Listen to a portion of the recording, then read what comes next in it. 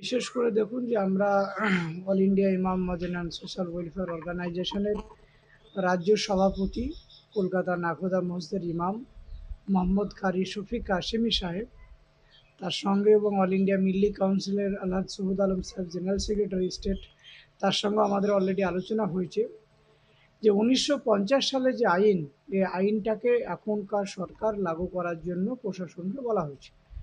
আমরা সেই প্রশাসনের কথাতে ভিত্তি করে আমরা সেই আইনটাকে বহাল থাকার জন্য বা আইনটাকে মান্যতা দেওয়ার জন্য আমরাও বিভিন্ন জায়গাতে আমরাও এটা বলছি যে ১৯৫০ সালে হলেও এখন যেহেতু আপনারা এতই গরুকে নিয়ে মানুষের এতই মানে কোনো মানুষের ধর্মের আবাগে বা কোনো মানুষের ধর্মের কোনো একটা জায়গাতে মনে হচ্ছে ক্ষতি হচ্ছে, সেই জায়গাটা দাঁড়িয়ে মুসলিম কমিউনিটি দেখিয়ে দিতে চাই যে আগামী দিনে গরুকে শুধু কোরবানি শুধু নয়, কোনো যাতে বন্ধ করা হয় সেই জন্য কিন্তু সকলে বলছে, জোট জোট বেঁধেছে যে না আমরা গরু বা কোরবানি তো দূরে থাক, আমরা হচ্ছে গরুর জবাই বা তার গোস্তও খাবো না। এরকম অনেক জায়গাতে কিন্তু একাধিক প্রোগ্রাম হয়েছে বা আপনারা সকলেই দেখেছেন। আমরা এটা বলতে চাই যে দেখুন যে বর্তমান পরিস্থিতিতে দাঁড়িয়ে বকরি আছে, ভেড়া আছে, ইত্যাদি আছে, সেগুলো আল্লাহর রাস্তায় কুরবানি করবে। আমরা এবারকার মতন যেগুলা সরকারের গাইডলাইনটাকে ফলো করে আমরা সেটাকে বয়কট করতে চাই, সে ডাক দিয়েছি।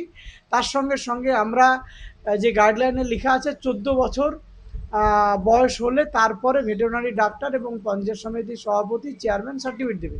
আচ্ছা বলুন যে ১৪ বছর পর কি আপনার কোনো একটা গরুর বেঁচে থাকে বলে আমাদের মনে হয় না। অনেক ঘোষ পরিবার যারা হচ্ছে গরু লালন পালন করে বা অন্য অন্য মানুষ, তাদের সঙ্গে আমাদের কথা হয়েছে, তারা বললো এটা অসম্ভব। তো সেই সুবাদে এটা মানুষের কারো কোনো ক্ষতি হবে না। যারা লোন নিয়ে বা বিভিন্ন জায়গা থেকে যারা পুষেছে বিক্রয় করার জন্য তাদেরই ক্ষতি হবে।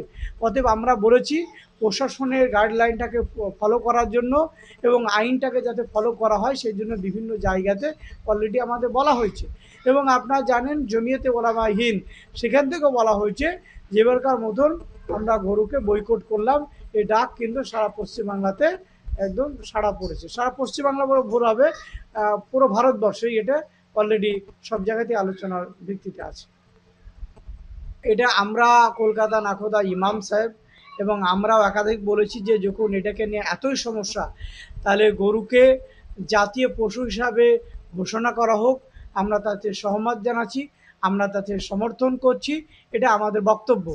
এবং তার সঙ্গে সঙ্গে শুধু মুর্শিদাবাদ জেলা নয়, মালদা, দিনাজপুর, উত্তর চব্বিশ পরগনা, বসিরহাট বিভিন্ন জায়গাতে তারাও বলছে যে জাতীয় পশু হিসাবে ঘোষণা দেওয়া হোক, আমাদের কোনো আপত্তি নেই। তো সেই সুবাদে অন্য অন্য যারা মানুষ তারাও কিন্তু এটাকে সহমত দিয়েছে। আমরা বলবো যে দেখুন যে এটা মানুষের কাছ থেকে দূর করতে হবে। মানুষ ভাবে যে মুসলিম মানেই এরা গরু গোস্ত খায়, এই জিনিসটাকে দূর করতে হবে। মানে সব মুসলিম গরু গোস্ত খায় না, এটা মাথায় রাখতে হবে। অনেক মানুষ অন্য অন্য কমিউনিটির ভিতরে আছে যে মুসলিম মানে গরু গোস্ত খায়। আরে ভাই, মুসলিম মানে গরু গোস্ত, এটা ভুল ধারণা। যার যা রুচিবোধে লাগে সে খায়।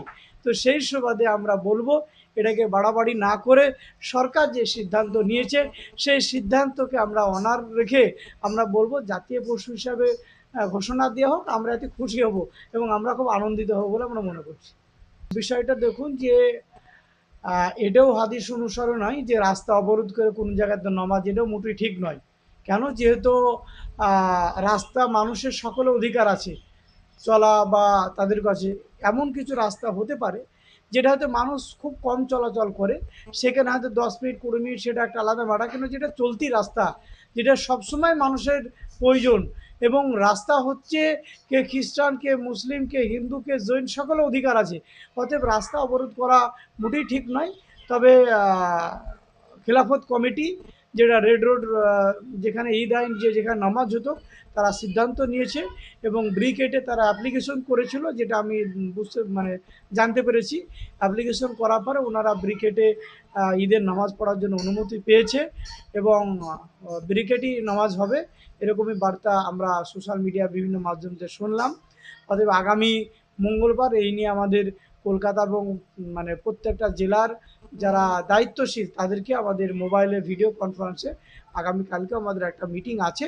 আমরা বলবো রাস্তা অবরোধ নয়, আমরা শান্তিপ্রিয়ভাবে আপনাদের মানুষের ধর্ম পালন করবে এবং আমরা এটা বলতে চাইবো যে আইনটা যেন সকলের জন্য এক হয়।